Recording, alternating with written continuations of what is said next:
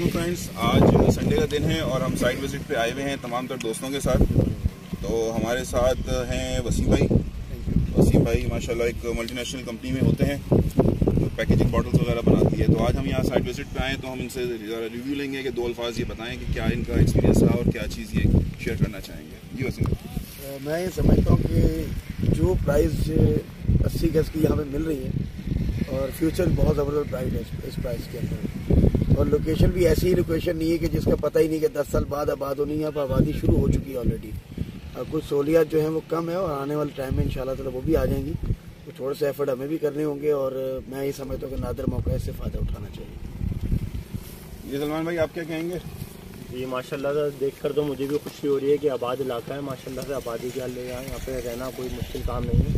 थोड़ी सी मुश्किलात तो लाजिम बात है, जिस हिसाब से प्राइस है उस हिसाब से थोड़ा सा हमें भी करना पड़ेगा, लेकिन ये तो इन पैसों के अंदर भाई फाइल बहुत बुरी नहीं है, बहुत अच्छी है, बेहतरीन है। चलिए फ्रेंड्स, हमारे ऑफिस गुलबर्ग में है। गुलबर्ग आयशा मंजिल के पास ब्लॉक 5 पड़ता है। तो ऑफिस विजिट करें, तमाम तर चीज़ों को देखें और फिर फैसला करें। Thank you. चलें जनाब, बहुत शुक्रिया आप लोगों का। बताइए आपको कौन सा एरिया जो है। बस ये वीडियो